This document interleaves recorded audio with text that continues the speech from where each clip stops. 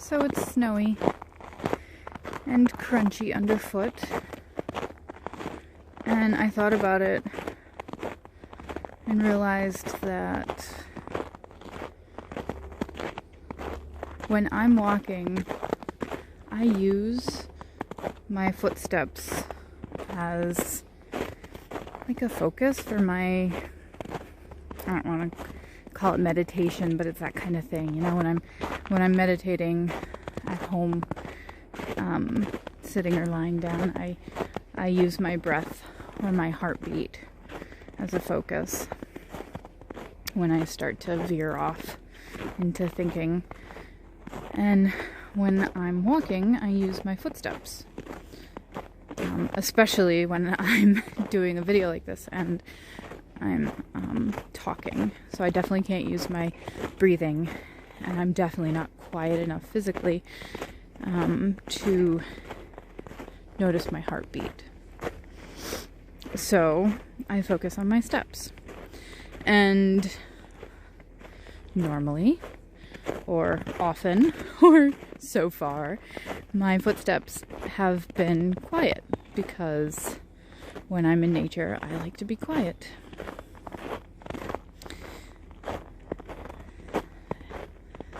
Animals like to be kind of incognito until the need arises. And so, you know, I tend to just go with that too.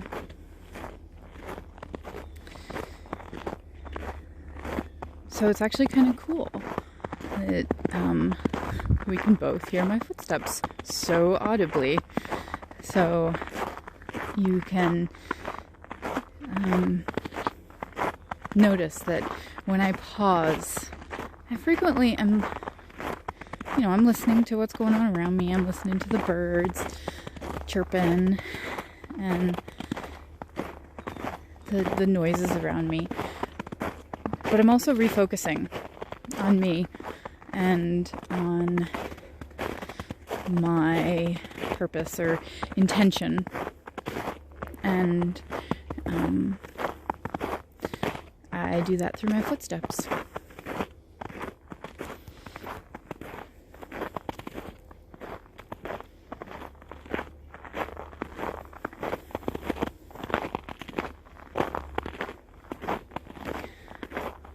So my intention, the thing that's been on my mind for the last couple days, and actually goes longer than that, it's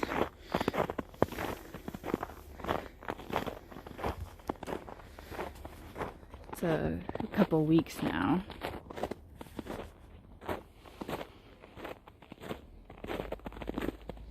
Pause in video there. There were people's. The last few weeks, my wonder on my mind, whenever it goes still, is why has my chronic pain condition flared up, resurfaced? I put so much effort into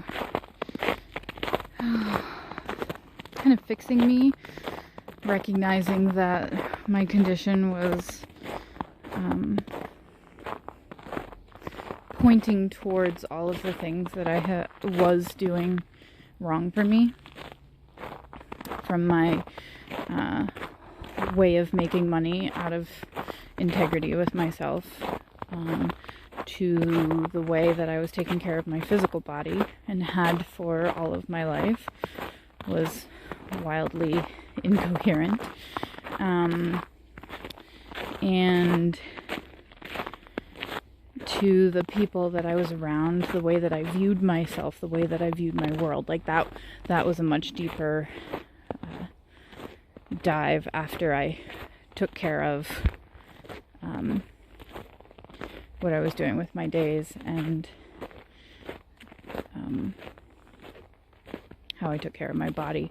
It became really who I am and how I looked at myself, and it's the work I do in the world now. It's a great basis for the work I do in the world now. But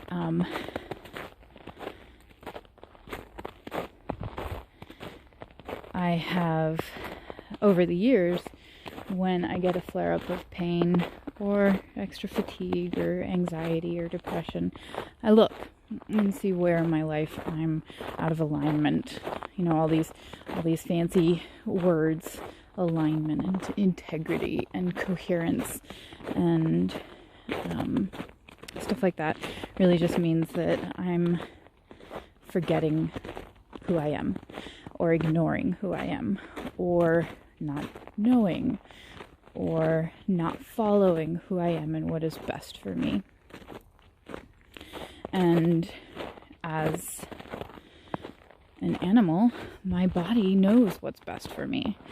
And it tells me in a gazillion different ways, by my emotions, by fatigue from, high cortisol levels from stress, like too much stress and I get exhausted because my body is just amped up and ready to fight or flight. Or again, there's lots of words for all of this, but really it's just something's up. And my body is telling me moods, emotions, fatigue, and then it kind of spikes pain at me if I'm not paying attention to those other things, which, despite the fact that I have made, my life's work to pay attention to my animal and know what's going on with it and how to fix it and make me happy and healthy and peaceful. Which is a really nice way to be. It's a super nice way to be. But I still live in the normal world. Occasionally I feel a little bit outside of it, but I don't even think that's bad. But it means that I have to look at myself, and over the last few weeks, a month and a half ago, my whole condition and all of the symptoms that come with it spiked. And I thought it was the pandemic, and I thought it was the election. And yes, absolutely, they have added a ton to it. I've looked at what I've been eating, because I went through this huge elimination diet, where you eat next to, you eat tons, but it's, very, very few items, and then every 4 days you add a new item to figure out what it is that makes you out of balance, I guess. And over the last couple weeks, and specifically over the last couple days, I have narrowed in and realized that some decisions that I had thought were really good for me, broad, huge decisions for my present life and my future life, were things that I was falling back into old patterns of trying to make work. I was seeing the positive in them and ignoring, full stop, ignoring the negatives, pretending they weren't there, trying to work around them, trying to tell myself that, ooh, this is good. I was trying to tell myself that it was good for me. Like the extra stress and the extra work that it was going to take was good for me because it was going to make me stand in my, true self more and stand up for myself in situations where it was going to be difficult. I'm here to tell you over the last couple days, oh my god, that's such bullshit. One of these things has been going on for the last year, and I've been thinking about this is like a huge thing for the future. Huge thing for the future. It like makes all my dreams come true, and or my my picture, my dream of the future. It just does it all. And I was just ignoring, flat out blocking out how awful it was going to be. and how hard it was going to be, and I could make it work because I am determined and I am smart and I was going to make this work, and I was getting so excited about it. And finally, I've been in so much pain and so stressed and so tired and so emotional that a couple days ago I floated the idea to my brain. I think I was walking, actually. I was at work, so I wasn't videoing it, but I was walking along at work and just floated the idea to my brain and my body, more importantly. What happens if I turn this whole thing down? And my body just relaxed. It was just relieved. And, it's not like this came out of the blue. Over the last few weeks, I've been kind of building up to it. But the full body reaction to it said everything. And then, of course, because I'm up in my mind all the time and need to be rational and reasonable, I have since then, talked it out and thought it out, and yeah, it's really the right decision. I have no concept of how I will ever make my dream come true. And there are some things about my current conditions that I hate. I hate. And I don't know how those will ever change. And the idea of giving up this possibility gives me so much grief. It makes me feel trapped in where I'm at now with despair and hopelessness. And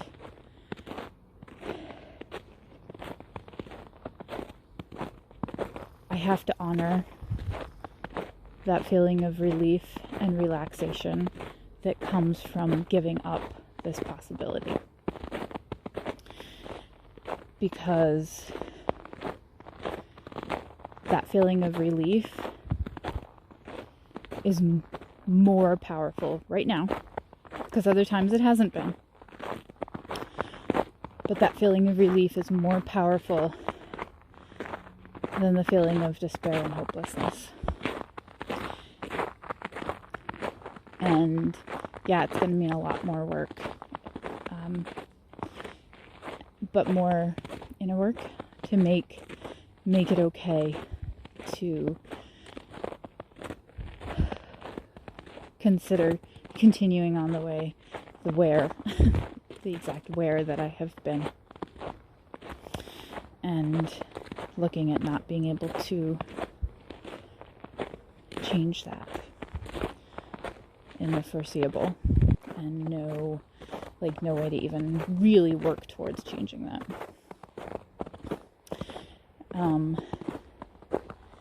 Saying no is going to be very hard on an emotional level.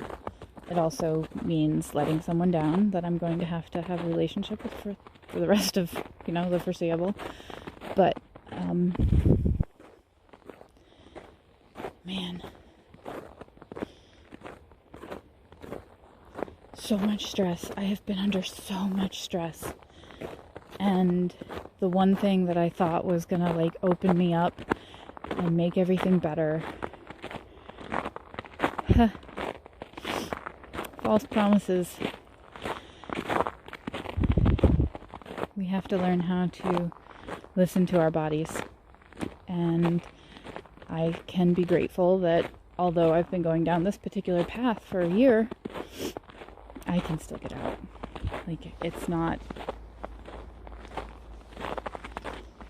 too late. It's never too late.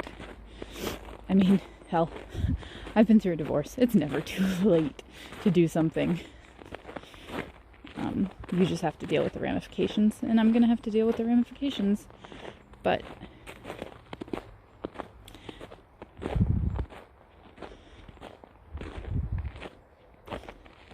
I feel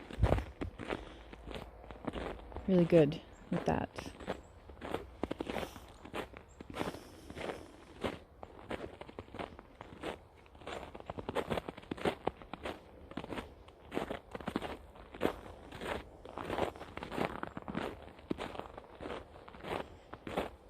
And still there's the snow crunching underfoot. The fact that I can still walk. The fact that I'm still moving my body is so stunningly good for me.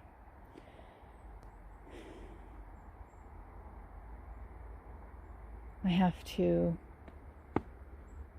remember moving and being in nature and how important this is for me, even when I'm feeling horrible. Aside from being a way to work out my issues.